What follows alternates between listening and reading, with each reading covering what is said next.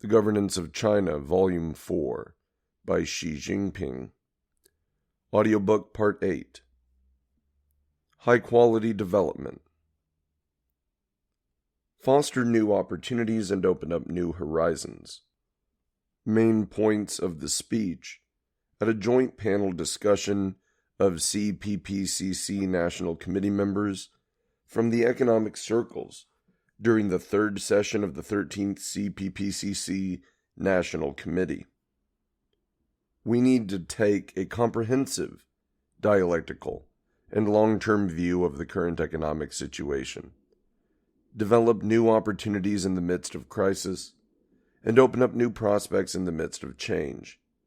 We need to tap China's potential and role as the world's largest market, clarify the strategic direction of supply-side structural reform, maintain the basic trend of steady and long-term economic growth, and consolidate the fundamental position of agriculture.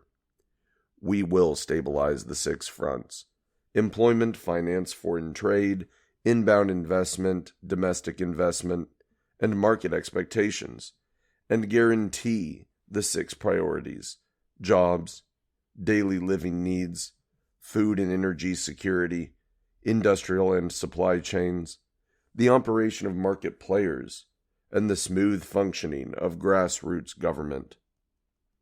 We will also ensure that all our policies and plans are implemented, and that the goals and tasks of securing a decisive victory in building a moderately prosperous society in all respects, and in eradicating absolute poverty, are accomplished. This will enable the Chinese economy to brave the waves and forge ahead. We should make a rational analysis of where we are now, be mindful of the overriding trend towards development, and view current difficulties, risks, and challenges from a comprehensive, dialectic, and long-term perspective. The whole of society, and market entities in particular, should be encouraged to be confident and maintain the momentum in driving the steady and long-term growth of the Chinese economy. This is a pivotal period for transforming our growth model, improving our economic structure, and fostering new drivers of growth.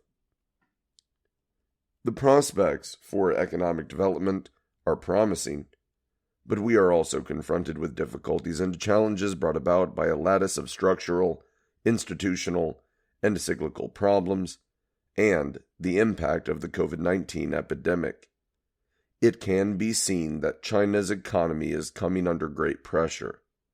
We also have to face a deep recession in the global economy, a sharp contraction in international trade and investment, turbulence in international financial markets, restrictions on international exchanges, countercurrents in economic globalization, rampant protectionism and unilateralism in some countries, and rising geopolitical risks. This means we have to pursue our development in a more unstable and uncertain world.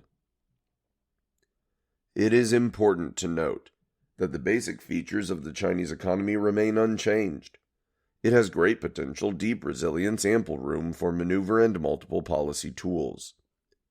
China has the world's largest and most complete industrial system, strong production and support capacity, more than 100 million market players, more than 170 million people with higher education or professional skills, and 1.4 billion consumers, including a middle-income group of over 400 million, forming a super-large domestic market.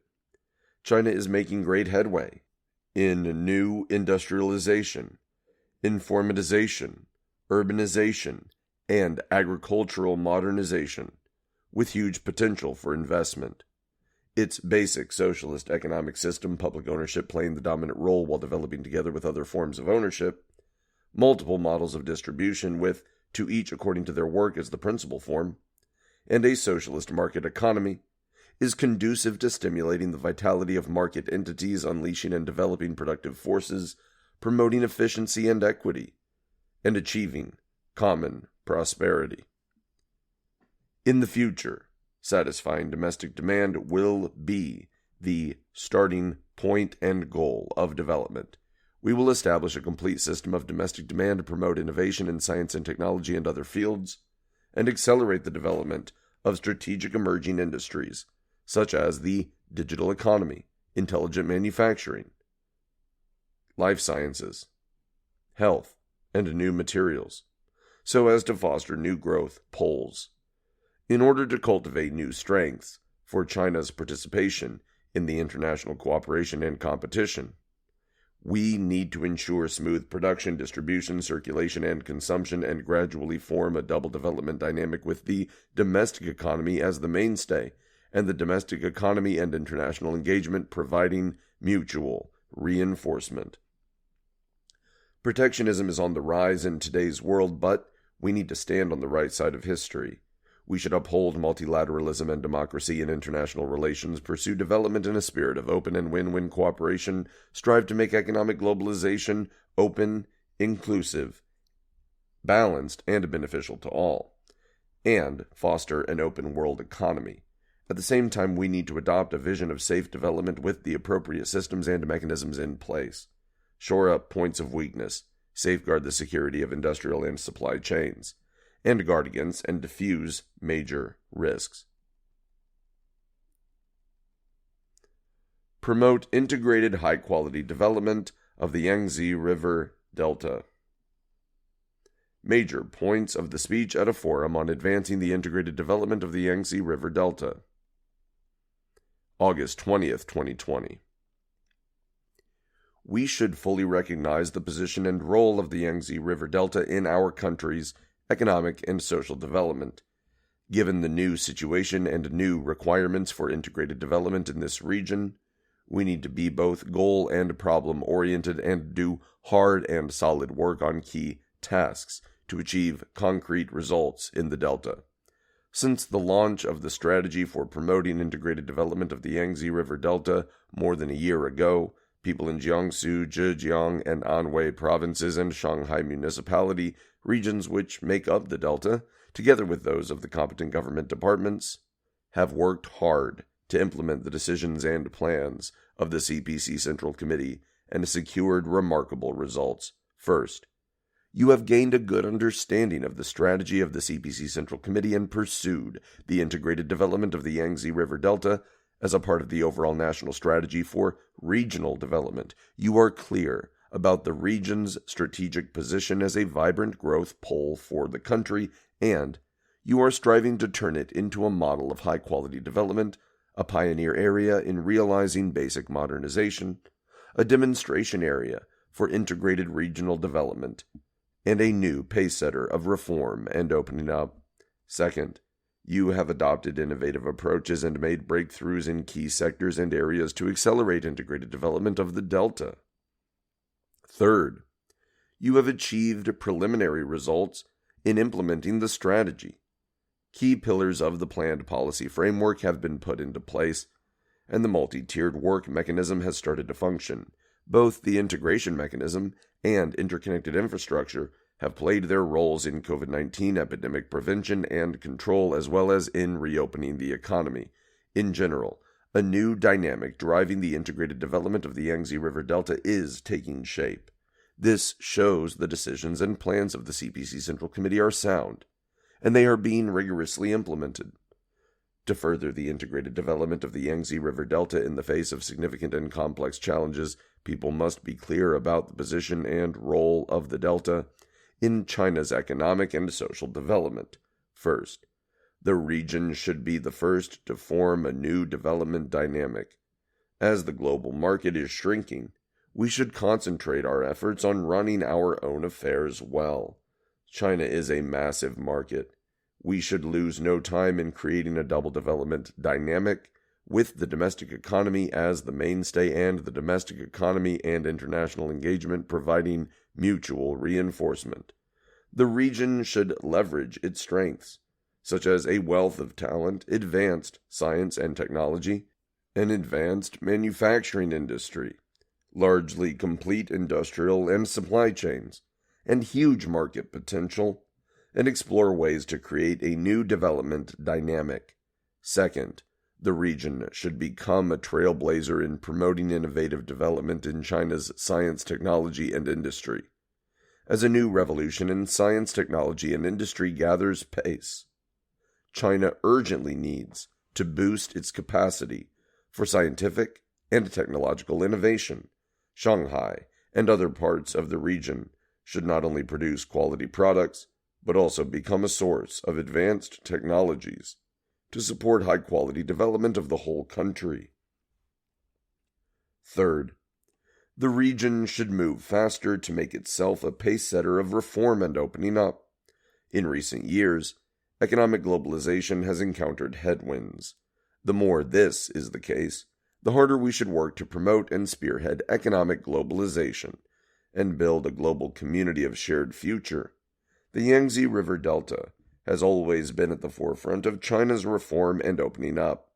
It should improve its business environment by following world-class standards and attract talent and companies from home and abroad with an open, efficient, innovative, and enabling environment.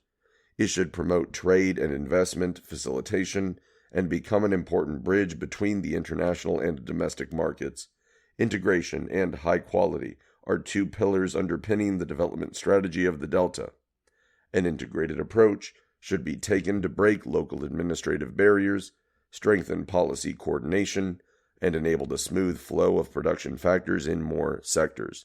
This will raise the comparative advantages of various areas of the region, ensure a well-balanced division of labor, and pool more resources to form a stronger synergy. This will enable the region to achieve high-quality development. First, you should promote high-quality economic development in the Yangtze River Delta. You in Jiangsu, Zhejiang, Anhui, and Shanghai should implement the policies of the CPC Central Committee while carrying out regular epidemic prevention and control. And you should lead the country in stabilizing the 6 fronts: employment, finance, foreign trade, inbound investment, domestic investment, and market expectations. You should also lead the country in guaranteeing the 6 priorities: jobs, daily living needs, food and energy security, industrial and supply chains, the operation of market players, and the smooth functioning of grassroots government. You should ensure that various support measures cover all those working on the ground and directly benefit market players, while financial capital should support manufacturing and micro, small, and medium-sized enterprises on a priority basis. You should fully leverage the strengths of the digital economy, speed up industrial transformation enabled by digital and smart technology, and improve the stable performance and competitiveness of industrial and supply chains. You should accelerate the construction of major projects and release potential effective demand for investment. Second, you should step up scientific and technological research. You must keep yourselves well positioned in innovation and development. You in Jiangsu, Zhejiang, Anhui, and Shanghai should pool your strengths in science and technology and focus on key areas and major fields including integrated circuits, biomedicine, and artificial intelligence, so as to achieve early breakthroughs. Micro, small, and medium-sized technology companies should be able to get the support they need to grow themselves. Third, you should boost quality development of cities in the Yangtze River Delta. Built and developed many years ago, many cities and towns in the region have old districts and face a pressing need for urban renewal. This involves the vital interests of the general public and is important for long-term urban development. No matter how difficult the problem is, you must find a solution to it. But you must not simply engage in large-scale demolition and construction.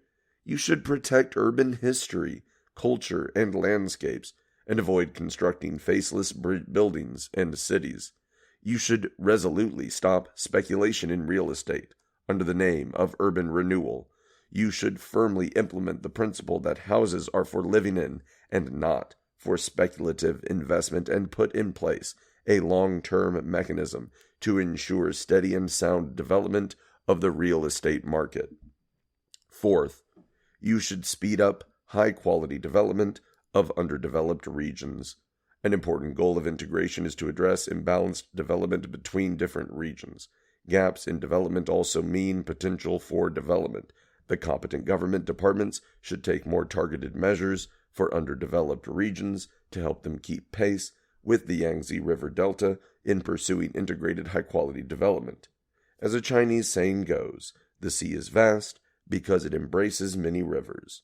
Gaps do exist in economic and natural conditions between different regions, such as those between cities and villages, between plains and mountains, and between industrial areas and eco-environmental protection areas. You should not address these gaps in a simplistic or inflexible way. To solve imbalanced development, you should follow economic and objective laws, tailor measures to local conditions, provide differentiated guidance, see differences for what they are, and avoid applying a one-size-fits-all approach. Fifth, you should advance the high-standard reform and opening up of Pudong. This year marks the 30th anniversary of Pudong's reform and opening up. You should support Pudong's pioneering reform of its system to improve coordination and performance, promote its high-standard institutional opening up, and its ability to allocate its resources globally, and upgrade its modern urban governance, try out new things in these fields, and create new experience. This is of strategic significance to Shanghai, to the integrated high-quality development of the Yangtze River Delta, and to socialist modernization in China. The newly launched Lingang Special Area of China Shanghai Pilot Free Trade Zone should be run well, and it should play its full role as a trailblazer of reform. Shanghai will be further developed as an international financial center to support the high-quality economic development of the Yangtze River Delta and the rest of China. Sixth, you should consolidate the foundations for the green development of the Yangtze River Delta. As the flagship of the Yangtze River Economic Belt, the Delta should take the lead in both economic development and eco-environmental protection. Priority should be given to the protection and restoration of the eco-environment of the Yangtze River, and measures must be taken to resolve serious environmental problems, such as the treatment of urban sewage and garbage, chemical pollution, agricultural non-point source pollution, pollution from ships, and tailings ponds. Urban and rural organic waste should be better treated and utilized in areas around the Taihu Lake, and a full range of supporting measures should be taken to set an example for eco-environmental protection through the treatment and utilization of organic waste in both the Yangtze River Delta and the rest of China. The Yangtze River fishing ban is important to the whole country and future generations. Provinces and cities along the river and the competent government departments should strengthen overall planning and coordination, refine policies and measures, specify responsibilities for all those involved, and ensure the livelihoods of former fishermen. You should strengthen law enforcement and supervision, take firm action on illegal fishing, and see that the fishing ban is rigorously enforced. Seventh, you should expand basic public services in the region. In the course of pursuing regional integration, you should work for the benefit of the people of the region, solve their problems, and guarantee their livelihoods. You in Jiangsu, Zhejiang, Anhui, and Shanghai should make the best use of experience drawn from the COVID-19 response, take advantage of the Yangtze River Delta Cooperation Mechanism to establish an emergency response system that manages public health and other emergencies, and keep a good stock of medical supplies. You should plan and implement a phased policy of basic medical insurance and unify the drug catalog, diagnosis and treatment, and standards of medical facilities. A social security card should be issued to residents in the region to access all public services, and there should be equal access to transport, tourist attractions, and cultural activities across the region. You should also shore up weak links in grassroots governance and strengthen capacity to resist natural disasters. Efforts should be made to reinforce the party's ability and resolve to steer the course, make overall plans, devise policies, and promote reform, so as to provide a strong political guarantee for the integrated development of the Yangtze River Delta. In the course of implementing the integrated development strategy, you need to identify and cultivate the best talent and give them opportunities to shine. Political commitment and integrity must be the primary criteria for selecting officials to ensure they are trustworthy and reliable. You should improve the management of officials to ensure the capable are promoted, the excellent rewarded, the mediocre demoted, and the incompetent dismissed. An official rotating mechanism commensurate with the integrated development of the region should be established. Standards and procedures in party organization in all enterprises should be improved to give play to their supporting roles in decision-making, market development, technological innovation, and improving performance. This will enable party organizations to use their political and organizational strengths to help business grow. You should recruit more party members from non-public economic entities, train them and manage them well, and guide them to play an exemplary role as pace-setters. The integrated development of the Yangtze River Delta cannot be achieved overnight. People should remain patient and think long-term, and also act with a sense of urgency. The leading group should steer the course and ensure that the decisions and plans of the CPC Central Committee are fully implemented. All of you, in Jiangsu, Zhejiang, Anhui, and Shanghai, and in the competent government departments, should shoulder your responsibilities, move proactively, and make bold breakthroughs in accordance with the decisions and plans of the CPC Central Committee. You should make implementation plans for pursuing integrated development of the Yangtze River Delta during the 14th five-year plan period, 2021 to 2025, and continue to deliver fruitful outcomes. Address problems related to agriculture, rural areas, and rural people in the new development stage. Part of the speech at the Central Conference on Rural Work, December 28, 2020. I have often said that leading officials should concentrate on the overall work of the party and the country. At this important juncture, as we move towards the second centenary goal, as elimination of absolute poverty has been accomplished, and as COVID-19 is exacerbating global turbulence and provoking change, we need to consolidate and expand our achievements in poverty elimination, comprehensively promote rural revitalization, and to speed up agricultural and rural modernization. This is a major issue of overarching importance that requires attention from the whole party. The rejuvenation of the Chinese nation calls for rural revitalization. Agriculture has been the foundation of our country since ancient times. China created a great and time-honored agricultural civilization that led the world for a long time. Looking back on history, if agriculture was prosperous and peasants led a contented life, the country would be unified and society in order. If agriculture was unproductive and peasants led a hard life, the country would be divided and society would be in turmoil. After 1840, China suffered from foreign invasions, which led to desolation in the countryside and destitution for the people. Soon after its founding in 1921, our party realized that the fundamental issue in the Chinese Revolution was the peasants. It began to see the welfare of the peasants as a priority and devoted itself to freeing them from political oppression and economic exploitation. During the Great Revolution 1924 to 1927, Mao Zedong pointed out that the peasants were the largest and most loyal ally of the Chinese proletariat. Thus, issues related to peasants were key to the national revolution. When meeting with American writer Edgar Snow in Yan'an in 1936, he observed that whoever won the support of the peasants would win China, and whoever solved the land problem would win the support of the peasants. During the New Democratic Revolution 1919 to 1949, our party led the peasants in fighting local tyrants and distributed land to them, and through arduous armed struggle, hundreds of millions of peasants were liberated. After the founding of the PRC in 1949, our party launched a series of new initiatives to organize farmers, restore order, and revive production. Under the leadership of the party, farmers took the lead in embracing reform and opening up in 1978.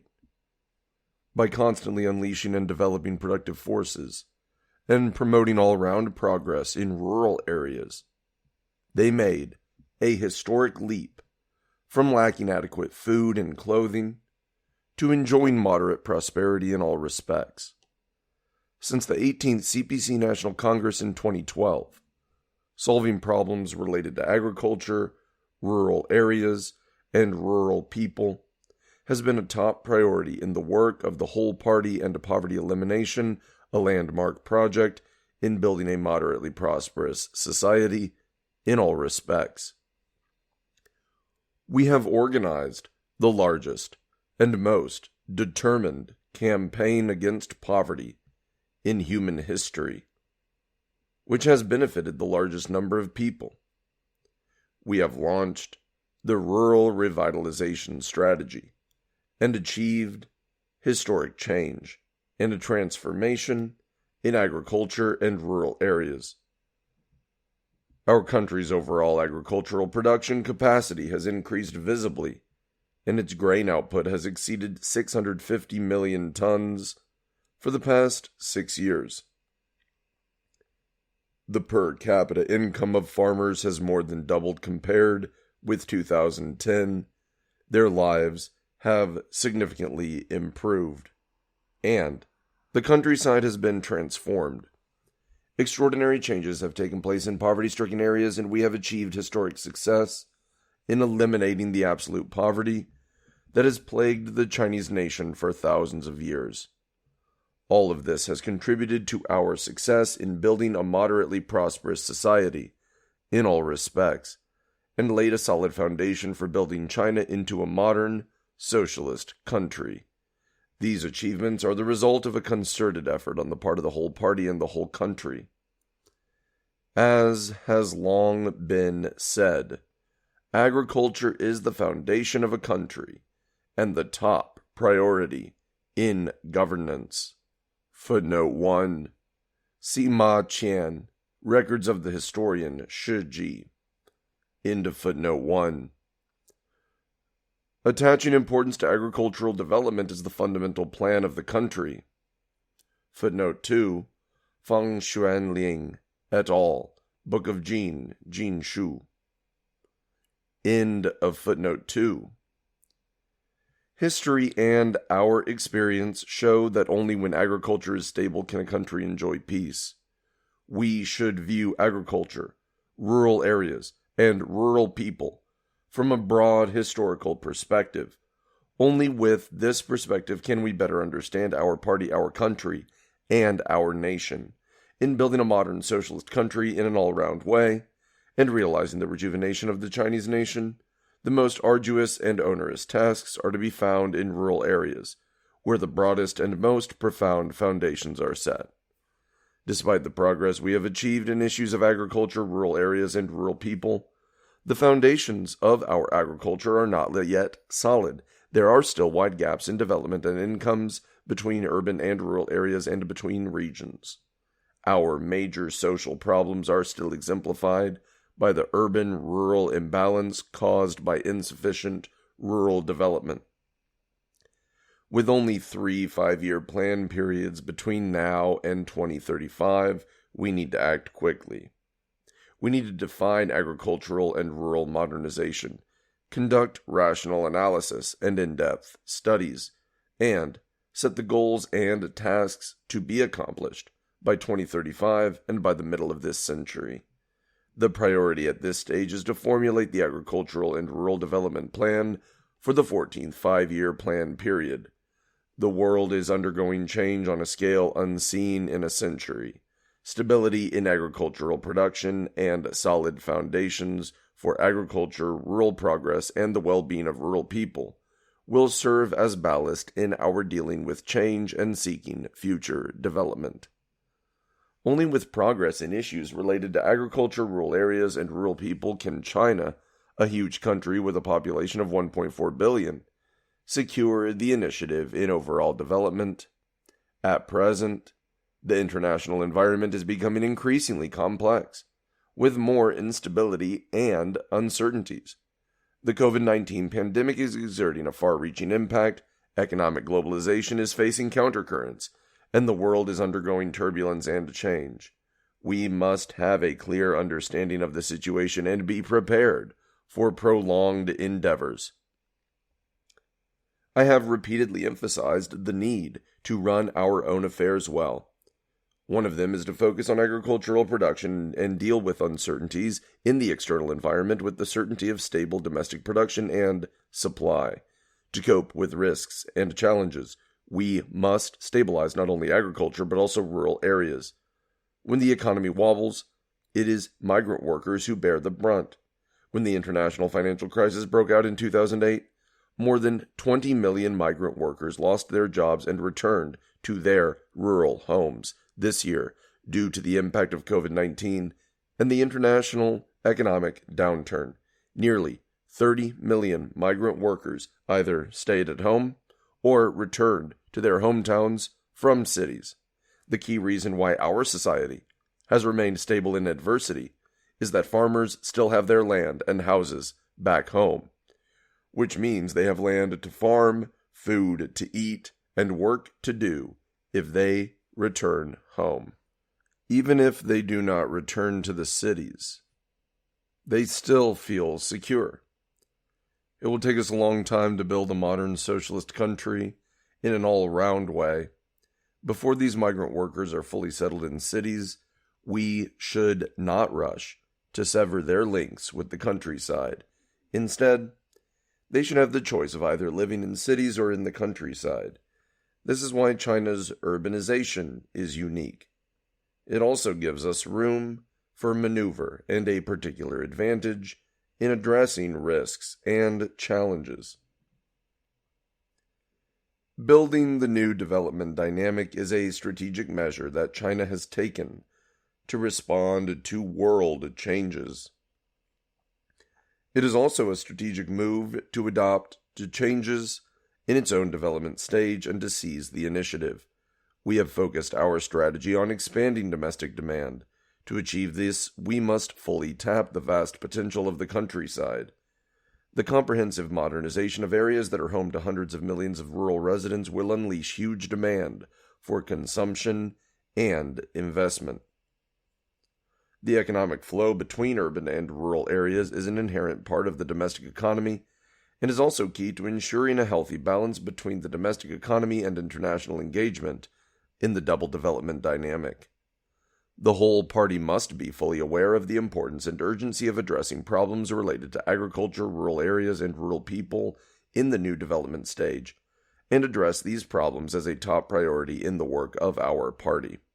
We need to mobilize the whole party and society to promote rural revitalization, ensure high-quality and efficient development of agriculture, make rural areas more livable and suitable for business, and ensure that rural people lead a better life.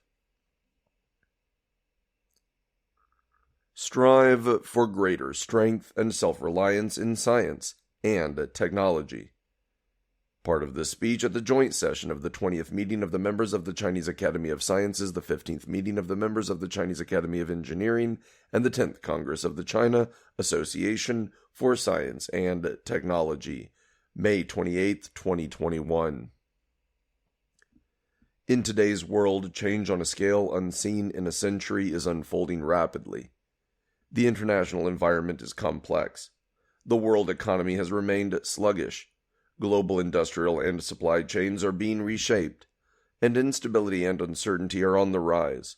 The COVID-19 pandemic is having a far-reaching impact, and support for deglobalization, unilateralism, and protectionism is surging. Against this backdrop, scientific and technological innovation has become one of the main fields of international strategic competition, and the contest in key sci-tech areas is fierce.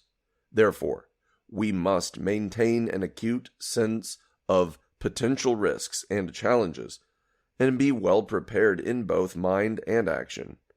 At present, a new revolution in science, technology, and industry is in rapid progress. The paradigms of scientific research are undergoing profound change. Interdisciplinary integration is expanding steadily, and sci-tech advances are rapidly translating into economic and social development. Scientific and technological innovation has greatly advanced the frontiers of global research in macro fields, including the revolution of celestial bodies, the evolution of galaxies, and the origin of the universe, and in microfields including gene editing, particle structures, and quantum control. Scientific and technological innovation has significantly increased the depth of human knowledge, with deep space exploration becoming a key field, and deep sea and deep earth exploration extending humanity's understanding of nature. Scientific and technological innovation has accelerated exponentially, with emerging technologies represented by information technology and artificial intelligence at the forefront, expanding the limits of time, space, and human cognition, and ushering in an era of intelligent interconnection of everything, featuring a ternary integration of man, computer, and object. Basic and applied research in biological sciences is making rapid progress. The precision of scientific and technological innovation has increased remarkably, with research on biomacromolecules and genes having entered the stage of precise control. While bringing benefits to humanity, the transition from understanding and transforming to synthesizing and designing life also gives rise to ethical issues. Through years of endeavor, our country's overall strength in science and technology has improved substantially. We therefore have a solid foundation and are fully confident in our ability to seize the opportunities offered by the new revolution in science, technology, and industry to achieve greater results. Meanwhile, we should also note that China still needs to strengthen its capacity for original innovation, raise its overall innovation efficiency, and better integrate and allocate its innovation resources. To effectively underpin development in science and technology, China has to increase the return on its investment, optimize the talent structure, reform its research evaluation system, and improve the ecosystems for innovation. Many of these deficiencies are long-standing, and it will require a considerable effort to resolve them. The 19th CPC National Congress set the strategic goal that China will become a global leader in innovation by 2035. The fifth plenary session of the 19th CPC Central Committee stated that we should uphold the core role of innovation in our country's modernization drive and take greater strength and self-reliance in science and technology as a strategic support for national development. To ground our efforts in the new development stage, apply our new development philosophy, foster the new development dynamic, and promote high-quality development, we must further implement our strategies for invigorating China through science and education, making China a talent-strong country, and driving development through innovation. We must also improve the national innovation system and achieve more self-reliance to become a pioneer in science and technology. First, we should devote more effort to original and pioneering research and make breakthroughs in core technologies in key fields. A country can thrive only when it is strong in science and technology. Reinforcing basic research is essential to building greater strength and self-reliance in science and technology, and to transforming the unknown into knowledge and uncertainty into certainty. We should expedite the preparation of a 10-year action plan for basic research. We should be bold in the extent of our reach and highlight originality. In furthering our exploration into the evolution of the universe, the nature of consciousness, the structure of matter, and the origin of life, we seek to extend our understanding of nature and open new realms of knowledge. Basic research should be oriented towards applications and breaking through bottlenecks. It should identify research questions from the practical problems facing economic growth, social development, and national security, and grasp the basic theories and principles of technological barriers. We should increase and optimize fiscal spending on basic research, offer tax incentives for enterprises to invest in basic research, and encourage social organizations and individuals to fund basic research through multiple channels, including making donations and establishing foundations, to form stable mechanisms for sustainable funding. Major science and technology programs should focus on solving the most pressing problems. To meet the urgent and long-term needs of the country, we should devote attention to core technologies in key fields, including oil and gas, basic materials, high-end chips, industrial software, crop seeds, equipment for scientific experiments, and chemicals, and look to achieve breakthroughs in core technologies in medicines, medical devices and equipment, and vaccines. In basic and core areas bearing on China's overall development and national security, we should focus on frontier fields such as artificial intelligence, quantum information, integrated circuits, advanced manufacturing, life and health, brain science, biobreeding, aerospace technology, and deep earth and deep space explorations. We should make forward-looking research and development plans for expanding our strategic technology reserves, so as to give us the technological and industrial edge in the future. We need to improve fiscal investment in science and technology, and give priority to key sectors of strategic importance.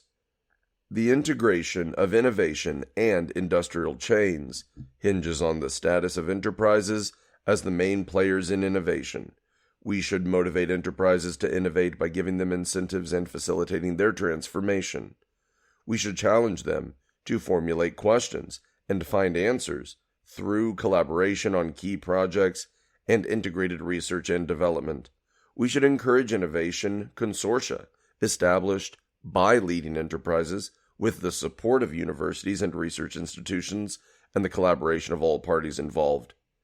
Our aim is to develop an efficient and powerful supply system of generic technologies and accelerate progress in applying and commercializing advances in science and technology.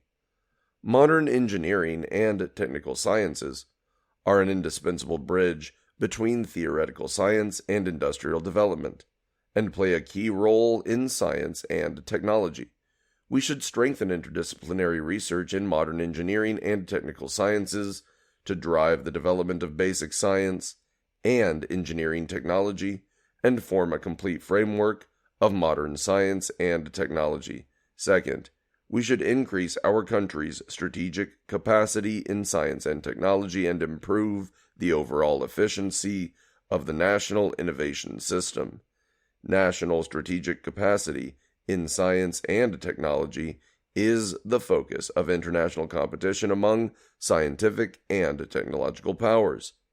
As important components, national laboratories, national scientific research institutions, high-quality research universities, and leading science and technology enterprises should take on the mission of reinforcing China's sci-tech self-reliance and strength. National laboratories should target global scientific and technological frontiers, serve the economy, meet major national needs, and strive to improve people's lives and health. They should follow global trends in science and technology, adapt to the missions set by our country's strategies for national development, and seek major research advances of strategic and critical importance. Together with key national laboratories, they should form a national laboratory system with Chinese features. State research institutions should be guided by national strategic needs and devote their energy to solving major scientific and technological issues that hinder overall national development and affect long-term national interests. They should move faster to build themselves into sources of original innovation and make breakthroughs in core technologies in key fields. High-quality research universities should better integrate their efforts in developing science and technology as the primary productive forces, in cultivating talent as the primary resource, and in strengthening innovation as the primary driver of development. They should make good use of their strengths in basic research and interdisciplinary integration to become the main force in basic research and a vital force for major scientific and technological breakthroughs. They need to better align the development of research universities with national strategic goals and tasks, and make greater efforts in researching basic and frontier fields and seeking breakthroughs in key technologies. They should build disciplinary, academic, and discourse systems with salient Chinese features, style, and ethos, and contribute to the cultivation of more outstanding talent. Leading science and technology enterprises should leverage their strengths in market orientation, integrated innovation, and organizational resources. They should open a channel through which science and technology can boost corporate, industrial, and economic development. They should be the initiators in gathering and integrating innovation resources and forming innovation bases featuring intensive cross-sector collaboration. They should engage in the research and development of key generic industrial technologies, the application and commercialization of scientific and technological advances, and resource sharing services. They should promote the comprehensive allocation of projects, facilities, personnel, and funds for key sectors, improve the basic capacity of our country's industries, and modernize its industrial chains. Provincial governments should produce well-designed plans for sci-tech innovation based on their respective strengths and industrial needs. They should support eligible localities in building comprehensive national science centers or regional scientific and technological innovation centers, and help turn these centers into global hubs for scientific innovation in frontier fields, technological innovation in emerging industries, and sci-tech innovation in other sectors. Third, we should advance the reform of scientific and technological systems and form basic institutions supporting all-round innovation. We should leverage the strengths of the socialist market economy to improve the system of concentrating national resources to accomplish major undertakings. As the organizer of major scientific and technological innovations, the state should support strategic science plans and programs that have good prospects, even if they involve considerable risks and challenges, and take a long time to produce results. We should reinforce systematic planning, organization, and cross-sector integration. The strength of the government, the market, and society should be pooled to give us an edge in future development. We should better combine a well-functioning market with a competent government, assign to the market the decisive role in resource allocation, and guide the allocation of innovation resources through market demand so as to create a powerful synergy for sci-tech innovation. We should focus on reforming the system for evaluating research.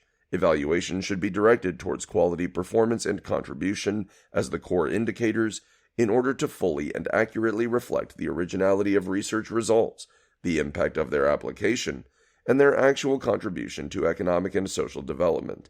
In terms of research project evaluation, we should establish a system that is in line with the norms and research activities and differentiates exploratory research and task-oriented research, and a mechanism for evaluating projects on which a consensus is not yet achieved.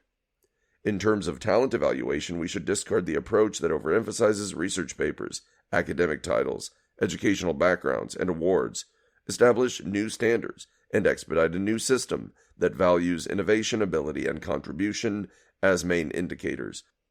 We should support public research institutions in piloting more flexible remuneration systems. We should address the concerns of professionals engaged in basic, cutting-edge, and public welfare research, and provide for their needs, so that they can concentrate on their research without worry. In reforming science and technology management, we should not simply build on the existing systems and mechanisms, we also need to streamline them. We should be bolder in transforming the functions of management authorities in science and technology, according to their defined responsibilities for strategy, reform, planning, and services. These authorities should improve their work practices, raise their capabilities, and reduce direct intervention in the allocation of funds and materials and in the approval of projects. They should strengthen planning and policy guidance, give more decision-making autonomy to research institutions, grant scientists more freedom to choose research pathways and use funds, and free research institutions and their staff from institutional red tape. Heroes are not defined by their origins. Likewise, innovators must not be defined by their backgrounds. We should reform the approval, organization, and management of major scientific and technological projects, and adopt open competition mechanisms for selecting the best candidates to undertake key research projects and multi-team research mechanisms for finding the best pathways and achieving optimal results. We must identify real questions and form targeted research projects, make genuine efforts to answer these questions, and allow leading professionals in science and technology who possess the will, capacity, and determination to do solid work to take charge of projects. We should implement a project management system where chief technologists lead implementation, a project funding system that allows greater flexibility and discretion in the use of funds, and a commitment system to uphold research integrity and ethics. We should remove seniority and other barriers to ensure that all capable scientists and technologists have the opportunity to display their talent. Fourth, we should build an open innovation ecosystem and participate in global science and technology governance. Science and technology respond to the call of the times and have a global impact. They belong to all of humanity. We must coordinate development and security, plan and promote innovation with a global vision, and take active measures to become an integral part of the global innovation network. We should focus on issues such as climate change and human health, and boost joint research and development with researchers in other countries. We should design and initiate international big science plans and projects, and establish a globally oriented scientific research funds. While science and technology are instrumental in national development, they can also create risks. We should be able to foresee social risks, ethical challenges, and potential conflicts with existing rules brought by sci-tech developments. And we must improve relevant laws and regulations, ethical review provisions, and supervision frameworks accordingly. We should participate to the full in global science and technology governance, contribute Chinese wisdom, and shape a philosophy of technology for good purposes, so that science and technology better serve human well-being, and enable China's science and technology industry to contribute more to building a global community of shared future. Fifth, we should foster innovation, vitality in talented people from all fields and build China into a global leader in terms of talent resources. A global science and technology power must be able to attract, retain, and make best use of competent professionals from across the world. In the final analysis, China must rely on capable, innovative talent to realize greater strength and self-reliance in science and technology. The cultivation of innovative talent is crucial to the long-term development of any country. Competition in today's world is essentially competition in talent and education. Therefore, we must strengthen our own education and training systems and nurture the spirit of science, innovation, and critical thinking. We should reinforce the training of young talent, strive to produce top-notch scientific and technological talent with global influence, keep and support innovative teams, and nurture more first-class scientists and technicians. We must know that our education system is capable of producing masters of science and technology. We must foster a social climate of respecting science, knowledge, hard work, talent, and creativity, and inspire more young people to pursue science and innovation. A tall and luxuriant Chinese parasol tree attracts golden phoenixes. We should build science and innovation centers that gather outstanding talent from all over the world and improve our policies concerning high-end and specialized talent coming to work, conduct research, and engage in exchanges in China.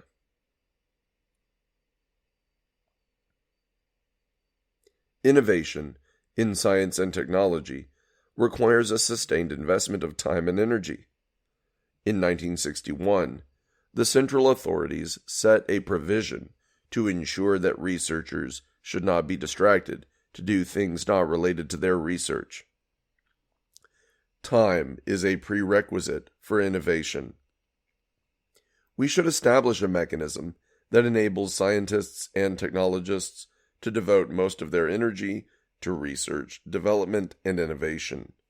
No loss will occur if researchers attend fewer non-essential social events. We must free them from meaningless public relations activities, from unnecessary reviews and appraisals, and from excessive formalities and bureaucracy. Expand and strengthen the digital economy. Main part of the speech at the 34th Group Study Session of the Political Bureau of the 19th CPC Central Committee. October 18th, 2021. In recent years, innovation in technologies like the Internet, big data, cloud computing, artificial intelligence, and blockchain has been accelerating. It now permeates every field and the whole process of economic and social development. countries are competing to formulate strategies and roll out incentive policies to develop the digital economy. Its unprecedented speed, coverage, and influence have made it a vital force in reorganizing global factor resources, reshaping the global economic structure, and changing the landscape of global competition. I have always attached importance to digital technology and the digital economy.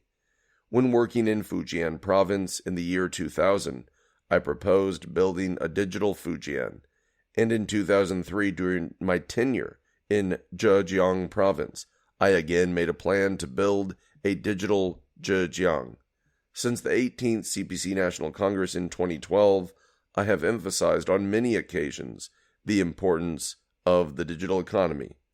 For example, at the 36th Group Study Session of the Political Bureau of the 18th CPC Central Committee in 2016, I emphasized the importance of expanding and strengthening our digital economy to open up new space for economic development. At the 2016 G20 Summit in Hangzhou, I was the first to propose that we should develop the digital economy, which was widely welcomed by participating state leaders and entrepreneurs.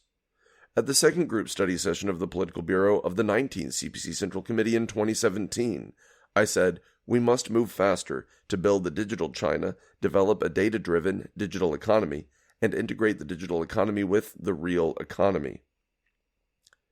At the Central Conference on Economic Work in 2018, I emphasized the need to speed up the construction of the infrastructure for 5G, artificial intelligence, and the industrial internet.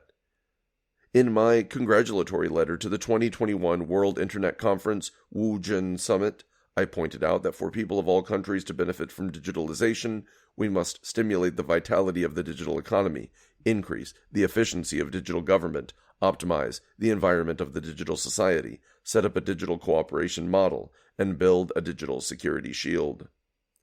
Since the 18th CPC National Congress, the Central Committee has given high priority to developing the digital economy, making it a national strategy.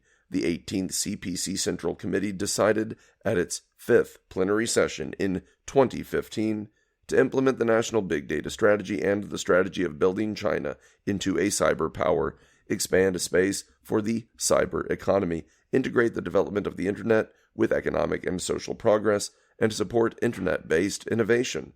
The 19th CPC National Congress in 2017 proposed to further the integration of the Internet, big data, and artificial intelligence with the real economy and build a digital China and a smart society. At its 5th plenary session in 2020, the 19th CPC Central Committee emphasized once again the need to develop the digital economy, advance the digital industry, and the digital transformation of traditional industries, fully integrate the digital economy with the real economy, and develop digital industry clusters with an international competitive edge. We have unveiled the outline for implementing the National Cyber Development Strategy and the outline for the Digital Economy Development Strategy, promoting the digital economy at the national level. Our digital economy has witnessed rapid growth and remarkable progress over the years. According to the data report from the 2021 Global Digital Economic Conference, China ranked second in the world in scale, a position it has maintained for several years. Digital technology and the digital economy have played an important role in the fight against COVID-19 and the resumption of normal work and life since the onset of the epidemic. In the meantime, we must be aware that when compared with countries with stronger digital capacity, our digital economy is not competitive enough despite its wide coverage and rapid growth. In addition, some unhealthy and unacceptable tendencies are emerging that require our attention. They must be resolutely addressed and reversed, as they have violated laws and regulations, affected the sound development of our digital economy, and posed a threat to national economic and financial security. All factors considered, developing the digital economy is of vital importance, since it creates a strategic opportunity for a new revolution in science, technology, and industry. First, the sound growth of the digital economy helps us to build a new development dynamic, which is designed mainly to inject momentum into growth and ensure a smooth economic flow. Digital technology and the digital economy can drive a rapid flow of resources and production factors and speed up the integration of various market entities, helping them rebuild organizational structures, realize development across different fields, break space-time limitations, and extend their industrial chains, which will boost domestic and international economic flows. Second, the sound growth of the digital economy helps to build a modern economy. Data, a new type of production factor, exerts significant influence upon the transformation of traditional production models. Highly innovative, penetrable, and extensive in coverage, the digital economy is not only a new growth driver, but also a pivot for transforming and upgrading traditional industries. It can become an important engine in building a modern economy. Third, the sound growth of the digital economy gives China an edge in international competition. In this new era, digital technology and the digital economy are critical factors for the new revolution in science, technology, and industry, and will be key to a new round of international competition. We must seize the opportunity and gain an edge in future development. Looking forward, we should take into consideration both the domestic and international situation, and both development and security, with a view to achieving the overall goal of national rejuvenation against a backdrop of global change on a scale unseen in a century. We should fully exploit our advantages in massive data and the diverse scenarios where it is applicable, and further integrate digital technology with the real economy. We should empower traditional industries to transform and upgrade, foster new industries and business forms and models, and improve, expand, and strengthen our digital economy. First, we will intensify efforts to make breakthroughs in core technologies in key fields. We should maximize our strengths in the socialist system, in the new framework of pooling nationwide effort and resources for major missions, and in the super big market. We will improve our R&D ability in basic digital technologies and achieve breakthroughs in core technologies. We must achieve a high level of independence and the capacity for self-improvement, and keep the development of the digital economy securely in our own hands. Second, we will accelerate the construction of new infrastructure. We should make strategic plans and move faster to build a high-speed, ubiquitous, and comprehensive digital information infrastructure that is smart and agile, green and low carbon, and reliable and controllable, that integrates space with Earth networks and cloud computing with communications net, and that focuses on the 5G network, the National System of Integrated Data Centers, and the National Industrial Internet. This will help unclog the information arteries for economic and social development.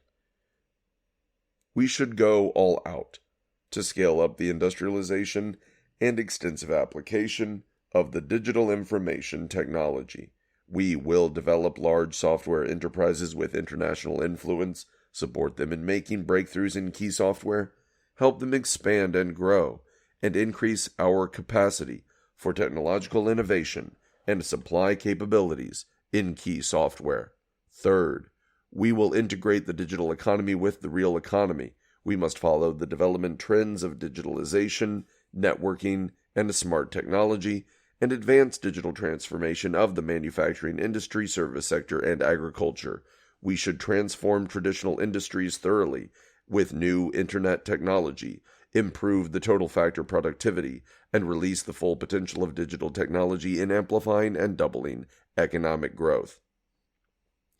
We should make further efforts to integrate the internet, big data, and artificial intelligence with industry, and develop single product manufacturing champions and specialized manufacturers with new and unique competitive products. This requires us to be practical and to take a differentiated approach, rather than digitalize enterprises for the sake of digitalization. Fourth, we will develop the digital industry in key fields. We must focus on strategic frontiers and leading technologies, and aim at major technological breakthroughs and development demands. We should increase the competitiveness of key links in industrial chains, improve the supply chain in major industries, and accelerate the upgrading of products and services. Attention should be given to key technologies such as integrated circuits, new display technology, communications devices, and intelligent hardware. We will reinforce our strengths and shore up weak points, develop a group of large enterprises with international competitiveness and leading enterprises capable of shaping their respective industry chains, and build independent and controllable industrial ecosystems. We need to boost cluster development and build world-class digital industry clusters. Fifth, we will regulate the development of the digital economy. To this end, we should put equal emphasis on both sound development and regulation and make them mutually complementary. We must build a comprehensive, multi-level, and all-dimensional supervisory system with improved market access and a mechanism for fair competition review and regulation in place. This will bring every step and every aspect of the operation under oversight, closing loopholes and improving efficiency in supervision. We must correct and regulate conduct and practices that undermine the people's interests and hinder fair competition, and protect against platform monopolies and runaway expansion of capital. We must investigate and punish monopolistic conduct and unfair competition in accordance with the law. We should protect the legitimate rights and interests of platform employees and consumers and strengthen tax supervision and inspection. Sixth, we will strengthen governance of the digital economy. We must improve laws, regulations, policies, and the institutional framework, and modernize the governance system and capacity for the digital economy. We should rationalize the division of responsibilities between the department in charge and the department for supervision and ensure their smooth cooperation. We should improve supervisory technologies and methods and bring every step in innovation, production, operation, and investment under supervision and governance. We should clearly define the major responsibilities and obligations of platform enterprises and build an industry self-discipline mechanism. Scrutiny by the public and the media through public opinion should be integrated to create synergy. We should improve the national security system with a focus on building capacity and mechanisms for pre-warning and prevention and control of safety risks in the digital economy to ensure that core technologies, important industries, essential facilities, strategic resources, major science and technology projects, and leading enterprises are secure and controllable. We should double our efforts in theoretical research in the digital economy. Seventh, we will actively participate in international cooperation in the digital economy. We must follow up on developments and take timely action while actively participating in negotiations on the digital economy in international organizations. We will carry out bilateral and multilateral cooperation in governance of the digital economy, maintain and improve multilateral governance mechanisms, offer our proposals in a timely manner, and make our voice heard. The digital economy bears on the overall development of the country. We must take into consideration our needs and possibilities in top-level design and in building the institutional framework. We must put more effort into research and assessment of the situation and seize the initiative by grasping opportunities. Leading officials at all levels must improve their professional competence, thinking, and capacity to develop the digital economy and raise their security awareness so that they may help the digital economy better serve and integrate with the new development dynamic. We should also improve the digital literacy and skills of the general public and the nation as a whole to lay a solid foundation for the development of our digital economy. Key issues in the new development stage. Part of the speech at the Central Conference on Economic Work. December 8th, 2021. In the new development stage, our country is experiencing a profound level of change in its domestic and external environment and faces many new matters of consequence.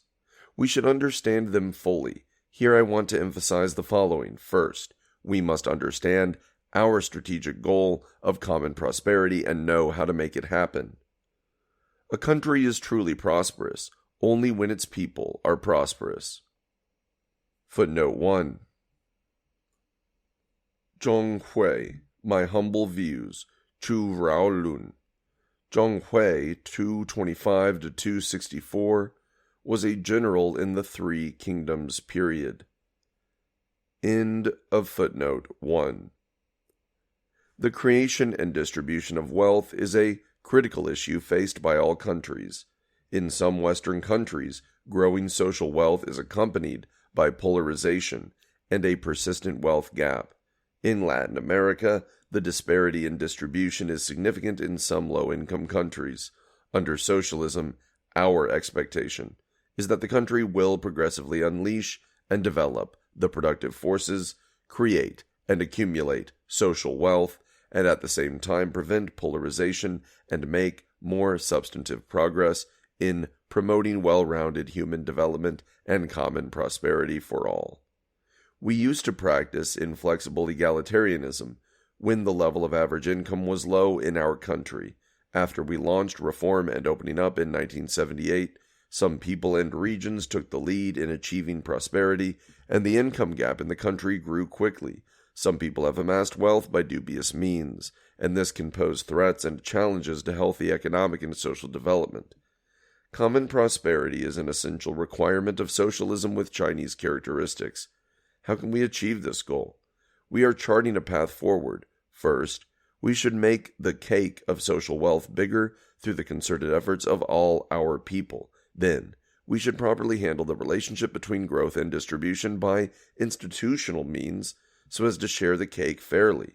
This will take a long time, and we should create the conditions, improve the relevant institutions, and take steady steps toward this goal.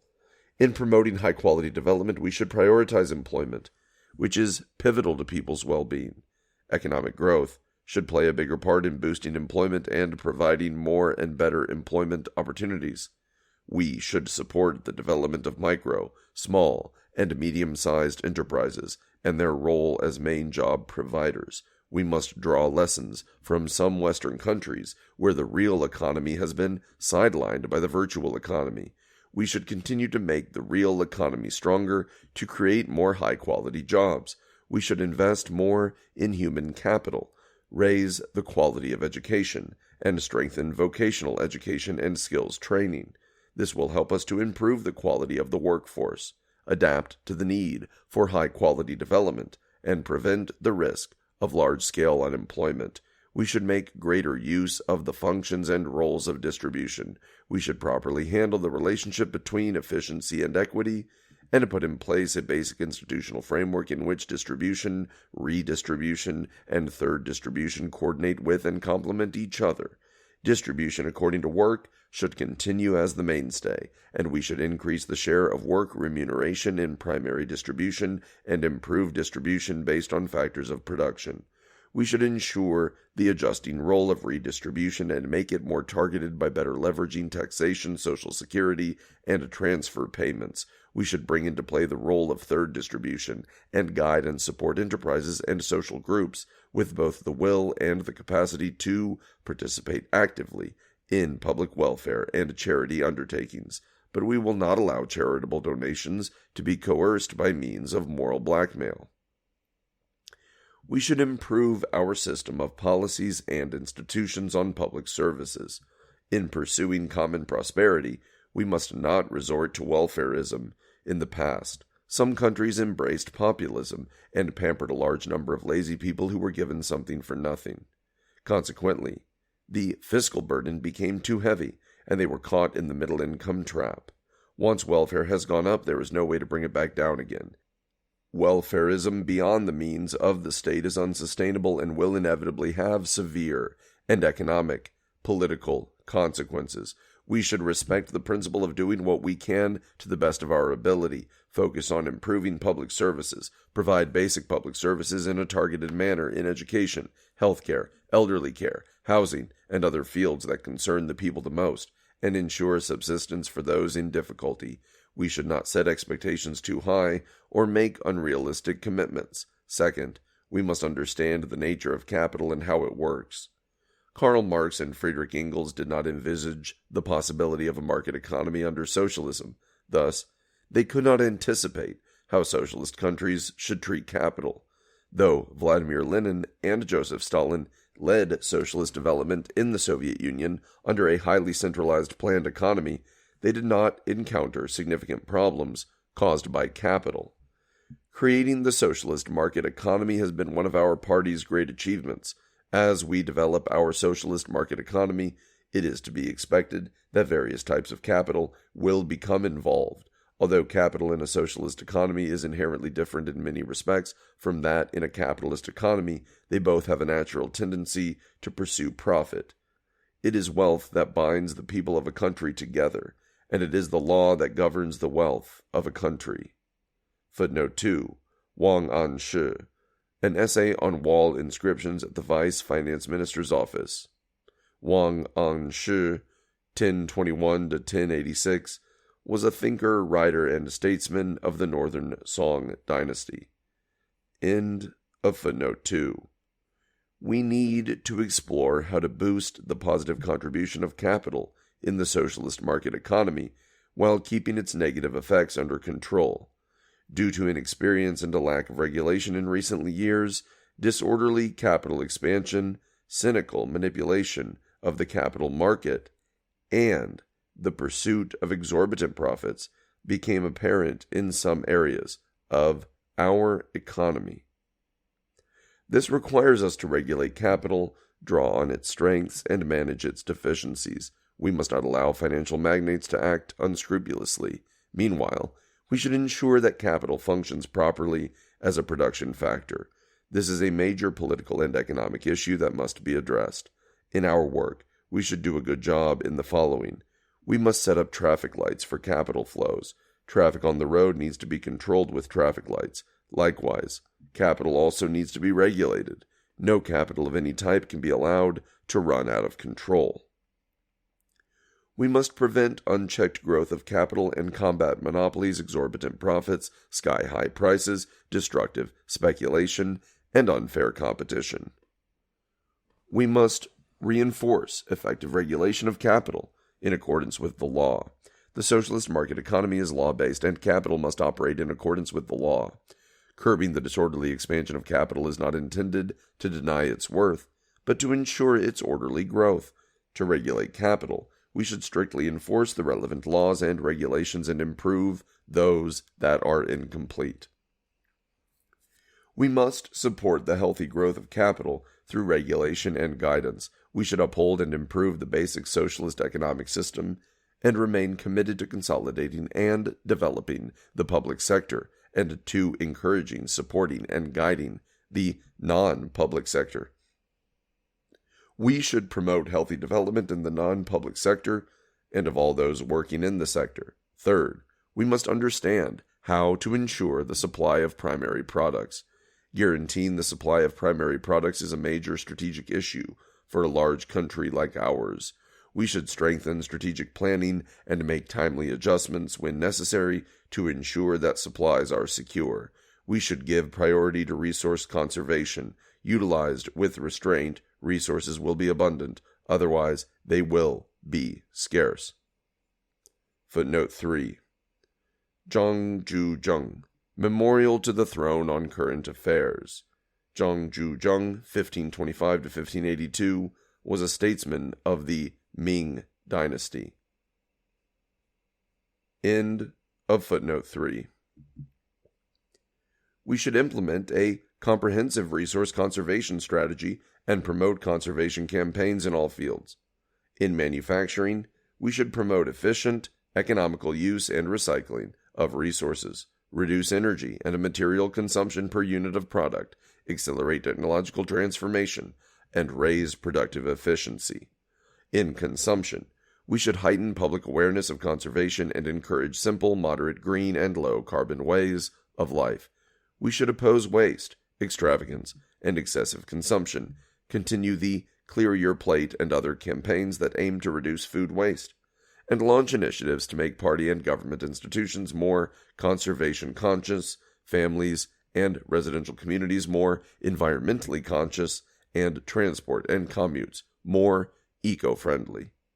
We should increase our capacity in domestic production and supply of resources. We should invest more effort in exploring for resources, carry out a new round of strategic mineral prospecting, and better develop and conserve marine and mineral resources. We must hold to the principle of producing and supplying key energy resources at home, make use of the buttressing role of state-owned enterprises, SOEs, and to speed up the development and application of advanced technologies for oil and gas exploitation. We should improve the national system for strategic reserves to ensure supply during critical periods. We should promote domestic waste sorting and recycling, increase the utilization of solid waste, and move faster to establish an overall waste recycling system. We should secure our supply of resources from overseas. We should fully utilize domestic and international markets and resources in a mutually beneficial way. While guarding against investment risks, we should strengthen cooperation with energy-producing countries and increase our holdings and access to high-quality resources overseas. Here, I would like to draw your special attention to the issue of agricultural products, supply, and security. The latest National Land Survey shows that the area of arable land in our country is still falling. In some places, basic cropland is no longer used for growing grain crops, but for fruit trees or other high value-added crops. I have consistently emphasized that we in China must always have control over our own food supply, and that we should mainly rely on domestic food supplies. We should continue to prioritize increasing overall agricultural production capacity, creating high-quality cropland, revitalizing our seed industry, and upgrading agricultural machinery and equipment. We must guarantee reasonable returns for grain farmers, ensure absolute security in staple foods and basic self-sufficiency in grains, and raise our production capacity and self-sufficiency rate in soybeans and other oil crops. Fourth, we must understand how to prevent and diffuse major risks. Since the 1990s, our country has dealt effectively with the 1997 Asian financial crisis, the 2008 international financial crisis, and the COVID-19 pandemic. Currently, we see many potential risks in our economy and finance, but for the most part, they are manageable. We should have plans in place for worst-case scenarios, a 13th century Chinese scholar said. We must nip troubles in the bud and eliminate illnesses at their earliest stage. Footnote 4. He Tan. Shi Chou's sayings. He Tan, dates unknown, also known as Shi Chou, was a scholar and official of the Southern Song dynasty, 1127 to 1279. End of footnote 4. We should give full play to party leadership and other strengths of Chinese socialism. Be quick and sharp in perceiving potential risks. Identify problems early and correct them while they are nascent, and preempt major risks and crises. Recently, we have diffused the risks of shadow banking and those in internet finance. However, we need to note that new risks keep emerging. Black swan and gray rhino events occur from time to time. There are several important causes of these phenomena. The first is a long-term cumulative effect. Our economy is still facing a complex situation which involves a shift in the growth rate, a painful structural adjustment, and a need to absorb the fallout of previous stimulus policies. Risks from earlier stages remain to be resolved. The second is insufficient regulatory capacity and institutional deficiencies. There is serious negligence in supervision of corporate governance in financial institutions, and financial regulatory capabilities fall short of actual needs. The management of local government debt is slack. Some local governments raise funds in an illegal and clandestine manner, leading to rising debts. The third is irrational borrowing. Some large enterprises have been impulsive and irrational in diversifying their business, relying too much on financial leverage. As a result, an excessive amount of industrial capital passes from the real economy into the financial sector. Some shareholders and de facto controllers run financial enterprises in ways that violate laws and regulations. These enterprises are controlled by insiders and manipulated by large shareholders who engage in financial fraud and misappropriations of funds. The fourth is corruption and collusion between officials and business people. Some government officials and heads of financial institutions commit dereliction of duty or engage in corruption. They line their pockets with public funds and cause huge losses to the country. The fifth is the changing economic cycle. A slowing growth rate has exposed various hidden risks. The possibility of systemic risks triggered by local risks is rising. The risk posed by insolvency is high. As our next step, we should continue to properly handle risks in accordance with the principles of maintaining overall stability, ensuring coordination, applying differentiated measures, and diffusing risks through targeted efforts. We must improve the legal framework of the financial sector in accordance with laws and regulations and establish a system for regularly updating the law. Responsibilities should be clearly defined, and we should ensure that local party committees and governments address the need to maintain social stability and mitigate or eliminate risks in the areas under their jurisdiction. We should urge financial regulatory departments, authorities in charge of specific sectors, and discipline inspection and supervision commissions to fulfill their respective responsibilities for dealing with risks. We should ensure that enterprises assume the principal responsibility for working out feasible plans to address their own risks. We should strengthen our regulatory capacity, upgrade our regulation technology, strengthen areas of weakness, and build a competent contingent of financial regulatory officials. We should ensure sufficient resources and move faster to set up a financial stability fund, give play to the role of the deposit insurance system, and the protection of funds of industries in risk disposal. We will consider and formulate policies that facilitate mergers and acquisitions of financial institutions and support their efforts to deal with non-performing assets. Local governments should take action to put idle assets to use and eliminate related risks. Enterprise shareholders should be the first to bear risks and losses to the full value of their equity if necessary. All the parties in the financial sector should cooperate extensively and establish an integrated risk response mechanism with adequate authorization and coordination to improve the sector's capacity for dealing with risks through cross-market and cross-industry coordination. We should pay special attention to the risks in some real estate developments. Local governments must shoulder their responsibilities, strengthen regulation, forestall systemic risks, and maintain healthy and steady development of the real estate market. Fifth, we must understand how to achieve peak carbon dioxide emissions by 2030 and carbon neutrality by 2060. The party's central leadership gave careful consideration before deciding to pursue these goals as a key national strategy. It is our solemn commitment to the international community and an essential requirement for promoting high-quality development. Yet, some problems have become apparent recently. Some local authorities have attempted to fast-track energy-intensive and high-emissions projects ahead of the carbon peak. Some have imposed uniform restrictions and launched impulsive or arbitrary carbon reduction actions. Some have even resorted to power rationing. None of this conforms to the requirements of the central authorities. Green and low-carbon development is a complex and long-term project involving the full-scale transition of economic and social development.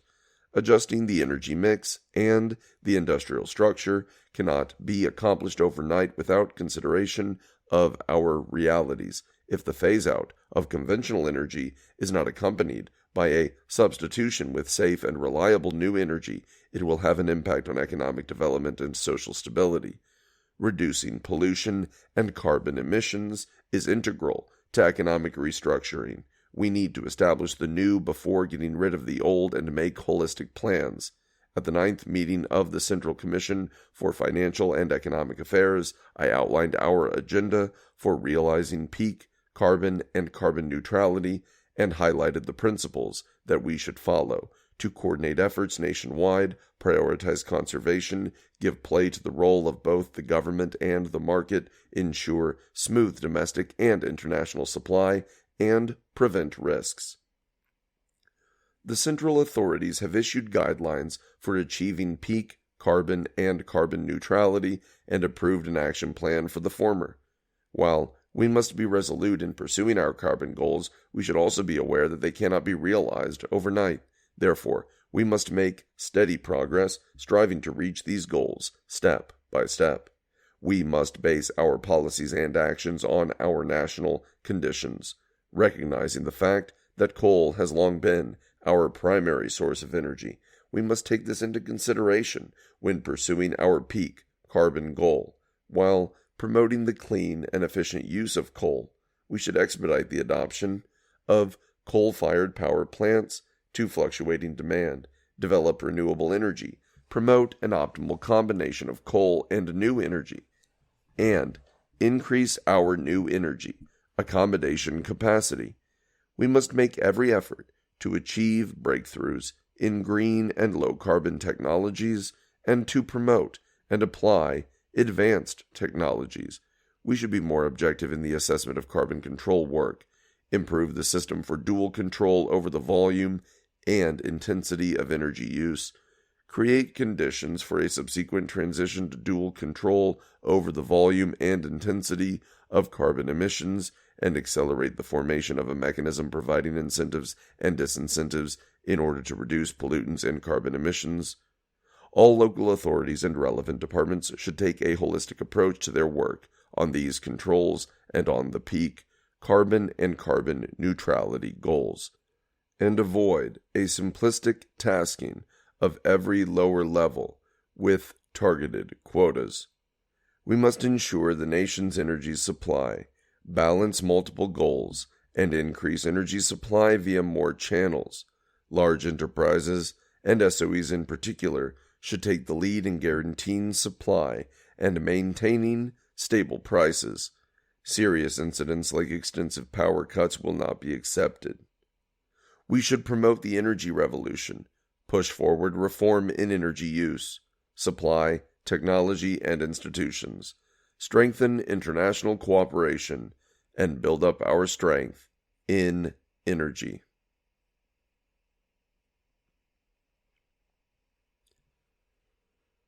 Guide and regulate the capital market. Main points of the speech at the 38th Group Study Session of the Political Bureau of the 19th CPC Central Committee, April 29th, 2022. Capital is a key factor of production in the socialist market economy, and we should regulate and guide the use of capital within this context. This is an economic as well as a political issue of both practical and theoretical significance. It concerns the basic socialist economic system, the fundamental state policy of reform and opening up, high-quality development, common prosperity, national security, and social stability. Therefore, we must have a deeper understanding of all types of capital and their functions, ensure their healthy growth through regulation and guidance, and promote their constructive role as a key factor of production. Throughout our party's 100-year history, we have upheld the basic tenets of Marxism, increased our understanding of how capital functions, and explored guidelines and policies for regulating and guiding healthy capital growth in light of the actual conditions of our country and major tasks in different stages of development. After the launch of reform and opening up at the third plenary session of the 11th CPC Central Committee in 1978, we broke free from a restrictive mindset on ownership and came to realize that capital, as a major factor of production, can serve as a tool for the market to allocate resources and an effective means to grow the economy.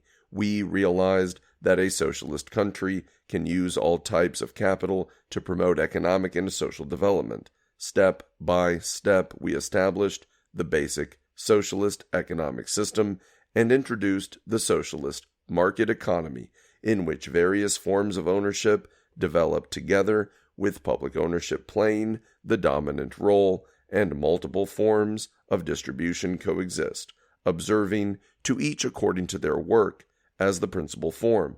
We remained committed to consolidating and developing the public sector, and at the same time to encouraging, supporting, and guiding development of the non-public sector.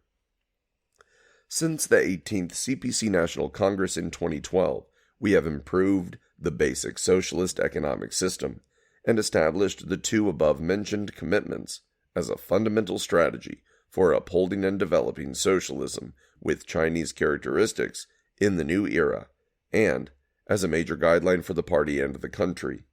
We have launched comprehensive reform, highlighting the decisive role of the market in the allocation of resources and an effective role of the government in creating a more enabling market and legal environment for all types of capital to grow. We have redoubled our effort to control monopolies in order to prevent disorderly expansion of capital, forestall potential risks, and protect fair competition in the market. We have guarded against and diffused financial risks, and checked the tendency of moving from real economy to virtual economy with the focus on mitigating the risks of non-performing assets and asset bubbles. We have opened wider to the outside world and are working to create a double development dynamic with the domestic economy as the mainstay and the domestic economy and international engagement providing mutual reinforcement so as to build an open economy of higher standards. We have learned more about the nature and role of capital and the law of capital circulation, and developed a greater capacity to govern the operation of capital. Over more than 40 years of reform and opening up, capital and other factors of production, such as land, labor, technology, and data, have jointly contributed to the prosperity of the socialist market economy. We must recognize the positive role of all types of capital. At present, there are various forms of capital in our country, including state-owned capital, collective capital, private capital, foreign capital, and mixed capital. Capital is expanding in size and operating at a faster speed. Market players are diversifying, and international capital is pouring into the Chinese market. We must uphold party leadership and the socialist system, and keep to the correct political direction. We must take a problem-oriented approach, develop systems thinking, and take account of current realities to plan for the future. We must prevent unchecked growth of capital while encouraging investment, and adopt differentiated policy measures as appropriate. We must strike a balance between development and security, between efficiency and fairness, between vitality and order, and between domestic and international markets. We must boost the vigor of all types of capital, including non-public capital, and maximize the role of capital in promoting scientific and technological progress, growing the market economy, adding convenience to daily life, and increasing our participation in international competition. We must ensure that capital always serves the interests of the people and the country and contributes to comprehensive socialist modernization and national rejuvenation. We should strengthen theoretical research on capital in the new era. How to ensure its healthy growth through regulation and guidance has become a key topic of theoretical and practical importance in Marxist political economics. We should review both our successes and failures in handling capital since the founding of the PRC in 1949, and particularly since the launch of reform and opening up. We should probe deeper into theories on capital in the context of the socialist market economy and guide practice with sound theories. In this way, we can facilitate an orderly growth of all types of capital and leverage their role in boosting productive forces, creating wealth, and improving people's well-being. We should understand all types of capital in our country and their role from a historical, developmental, and dialectical perspective. In the socialist market economy, capital is an important means of gathering and allocating factors of production and boosting productive forces. Therefore, we must allow capital to play an active role in this regard. Yet, We must be aware that capital is profit-driven in nature, and if unregulated and unconstrained, will cause immeasurable damage to the economy and society. In this new development stage, we should practice the development philosophy, foster a new development dynamic, and propel high-quality development. To this end, we must properly handle the relationships between various forms of capital, clearly define their respective nature and role, and ensure their healthy growth through regulation and guidance. We should properly manage the operation of capital and distribution of gains.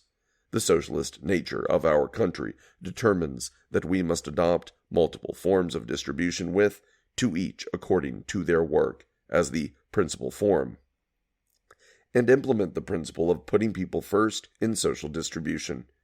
We should make economic development benefit more people and ensure fairness in primary distribution, while supporting capital growth and value addition in the process of social distribution.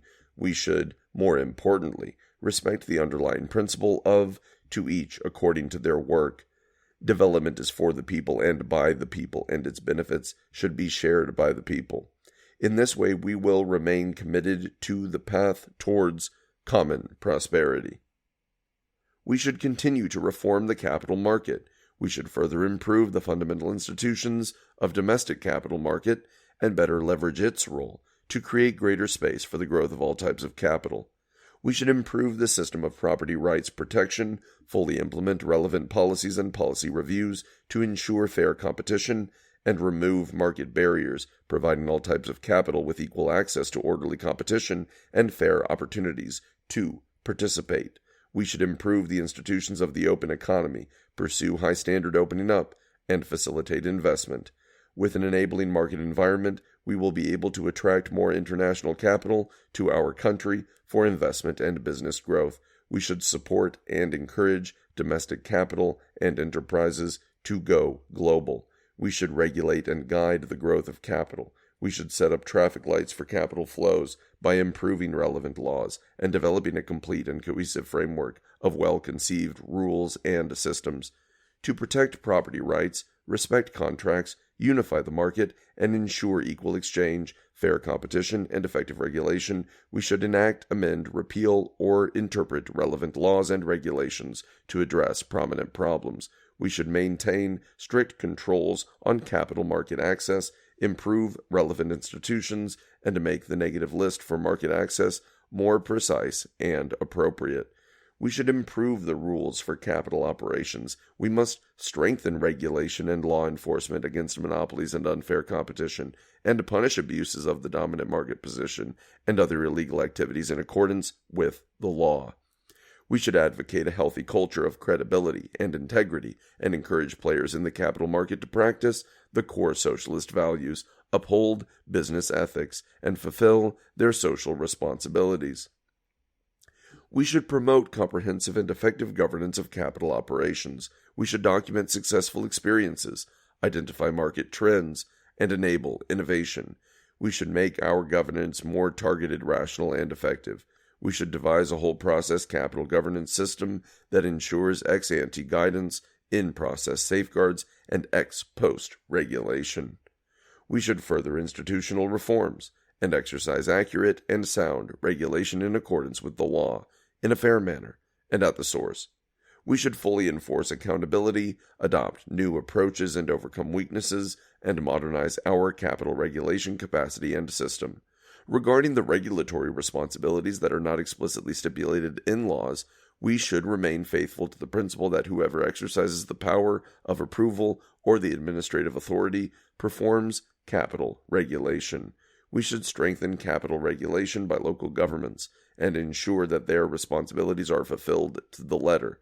We should improve the collaboration mechanisms for industry governance and for comprehensive governance and reinforce coordinated multi-agency regulation in the areas of industries, finance, foreign investment, competition, and security. We should accurately identify the key areas and targets that may cause systemic risks, exercise capital governance with more foresight and agility, and identify and resolve risks as early as possible. We should combat capital-related corruption. We must maintain a tough stance against corruption, strike hard at profit-driven abuses of power, and punish corruption behind disorderly expansion of capital and platform monopolies. One of the party's main economic tasks is to ensure the healthy growth of capital through regulation and guidance. Party committees and party leadership groups at all levels must think and act in accordance with the decisions and plans of the Central Committee, perform their responsibilities, and improve their capabilities in capital governance. They must promote policies more widely, properly guide market expectations, and preempt systemic risks by all means. End of Part 8.